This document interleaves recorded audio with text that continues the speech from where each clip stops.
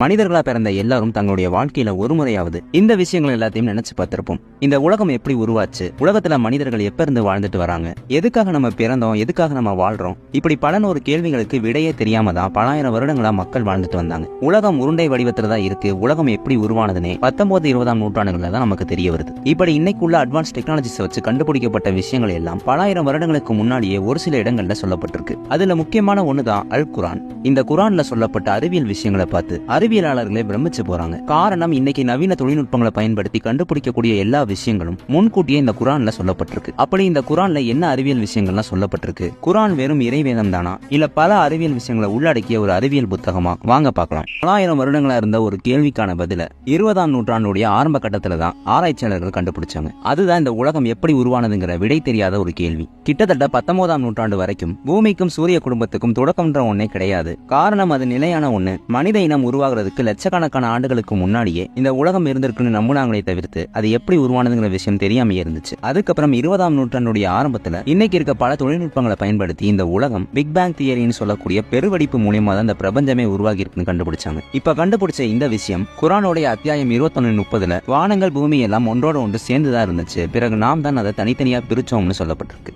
அடுத்ததா இப்பவும் சரி, அந்த காலத்திலயும் சரி, இரும்புங்கிற ஒரு பொருள் மனிதர்களுக்கு முக்கியமான பயனுள்ள ஒன்னா இருக்கு. ஆனா சில வருடங்களுக்கு முன்னாடி நடந்த ஒரு ஆய்வுல இரும்பு உலகத்தை சேர்ந்த பொருளே கிடையாது. பல ஆயிரம் ஆண்டுகளுக்கு முன்னாடி விண்வெளியில வெடிச்சு சிதறிய அந்த விண்கற்கள் தான் இரும்புன்னு கண்டுபிடிச்சிருக்காங்க. இந்த விஷயம் கேட்கறதுக்கே ஆச்சரியமா இருந்தாலும் இது ஆதாரப்பூர்வமா நிரூபிக்கப்பட்ட ஒண்ணு. சில வருடங்களுக்கு முன்னாடி கண்டுபிடிச்ச இந்த விஷயத்தையும் குரானுடைய அத்தியாயம் 57:25 சொல்லப்பட்டிருக்கு. மனிதர்களுடைய நன்மைக்காக நாமே இரும்பை மிக பெரும் சக்தியாக பூமியின் கீழ் அனுப்பினோம். இப்படி இரும்பு உலகத்தை சேர்ந்த பொருளே கிடையாது, விண்வெளியில இருந்துதான் பூமிக்கு வந்திருக்குன்னு தெளிவா குரான்ல சொல்லப்பட்டிருக்கு. அடுத்ததான் மலைகளை பத்தி ஆய்வு பண்ணிட்டு இருந்த ஆராய்ச்சியாளர்கள் சில வருடங்களுக்கு முன்னாடி பூமியில இருக்க டெக்டானிக் பிளேட்ஸ் உடைய வெளியேற்றத்தை வச்சு பல பேருக்கு தெரியாத மிகப்பெரிய ஒரு விஷயத்தை கண்டுபிடிக்கிறாங்க. அதாவது பூமியில இருக்கக்கூடிய ஒவ்வொரு காண்டினென்ட்டும் ஒண்ணுக்கொண்ணு மோதிக்காம திடமா நிக்கிறதுக்கு முக்கியமான காரணமே இந்த மலைகள் தான். மலைகளுடைய வேர்கள் பூமியோட இன்னர் கோர் வரைக்கும் படர்ந்து இருக்கு. உதாரணத்துக்கு மவுண்ட் எவரெஸ்ட் பூமிக்கு மேல இருந்து 9 கிலோமீட்டர் உயரத்துக்கு இருக்கும். அதுவே பூமிக்கு கீழே 125 கிலோமீட்டர் அளவுக்கு ஆழமா இருக்கும். இந்த விஷயத்தை பத்தியும் குரானுடைய அத்தியாயம் 78:6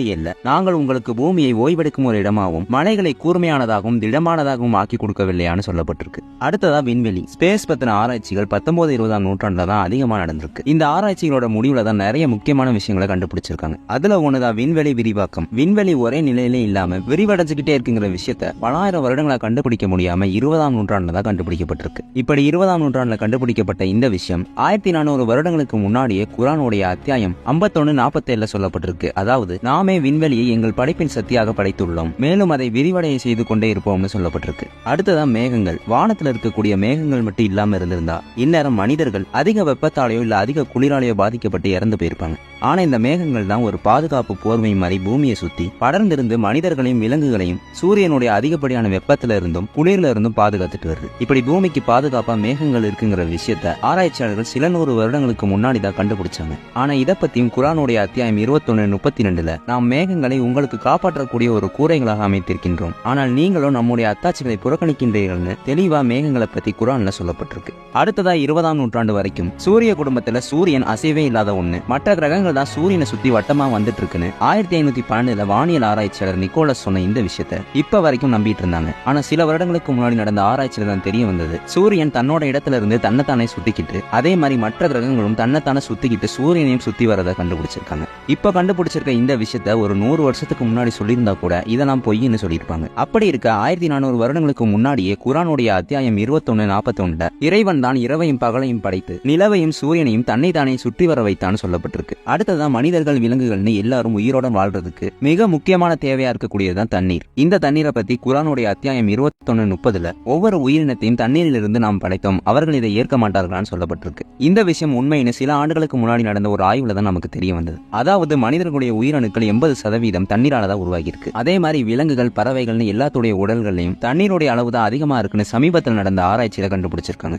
அடுத்ததா மனித உடல்கள்ல சின்னதா ஒரு காயம் பட்டாலும் அந்த வலியை உணர்த்தக்கூடிய சக்தி மூளைக்கு தான் இருக்குன்னு இவ்வளவு நாளா நம்பிட்டு இருந்தாங்க. ஆனா சமீபத்தில் நடந்த ஆய்வுகள்ல தான் தெரிய வருது, இந்த வலியை உணர்த்தக்கூடிய வலி ஏற்பிகள் மூளையில இல்ல தோள்கள்ல தான் இருக்கு. இப்படி பல தொழில்நுட்பங்கள் வளர்ந்ததுக்கு அப்புறம் கண்டுபிடிக்கப்பட்ட இந்த விஷயமும் குர்ஆனுடைய அத்தியாயம் 4:56 தெளிவா சொல்லப்பட்டிருக்கு. அடுத்ததா கடல்களை பத்தியும் குர்ஆன்ல அதிகமா சொல்லப்பட்டிருக்கு. அதுல முக்கியமான ஒண்ணுதான் கடல் அலைகள். இந்த கடல் அலைகள் கடலுக்கு மேல மட்டும் தான் வந்துட்டு இருக்குன்னு நினைப்போம். ஆனா சமீபத்துல தான் கண்டுபிடிச்சாங்க கடலுக்கு கீழேயும் அலைகள் வந்துட்டு தான் இருக்கு. ஆனா கடலுக்கு கீழே வரக்கூடிய இந்த அலைகளை மனிதர்களுடைய கண்களால பார்க்க முடியாது. அதுக்கான சில கருவிகளை வச்சுதான் இந்த அலைகள் உருவாகிறதை கண்டுபிடிக்க முடியும்னு சொல்றாங்க ஆராய்ச்சியாளர்கள். அதே மாதிரி கடலுடைய ஒரு குறிப்பிட்ட அளவுக்கு கீழே சூரிய வெளிச்சம் சுத்தமா இருக்காது, ஆழ்ந்த இருட்டாதான் இருக்கும். உதாரணத்துக்கு கடலுக்கு அடியில ஒரு 70 மீட்டர் ஆழத்துக்குலாம் நல்ல வெளிச்சம் இருக்கும். ஆனா அதுவே ஒரு 1000 மீட்டர் அளவு ஆழத்துக்கு போயிட்டா கடலுக்கு அடியில கொஞ்சம் கூட வெளிச்சம்ங்கிறது இருக்காது. இப்படி கடலுக்கு அடியில உள்ள ஆழ்ந்த இருட்டை பத்தியும் கடலுக்கு அடியில ஏற்படக்கூடிய உள் அலைகளை பத்தியும் குர்ஆனுடைய அத்தியாயம் 24:40 அந்த நிகாரிப்பாளர்களின் செயல்கள் ஆழ்கடலின் இருளை போன்று உள்ளது. அந்த கடல் ஒரு அலையை மூடி உள்ளது, அதற்கு மேல் மற்றொரு அலை, அதற்கு மேல் மேகம், இப்படியாக இருளுக்கு மேல் இருள் கடலுக்கடியில உள்ளதுன்னு குர்ஆன் மிக தெளிவா சொல்லிருச்சு.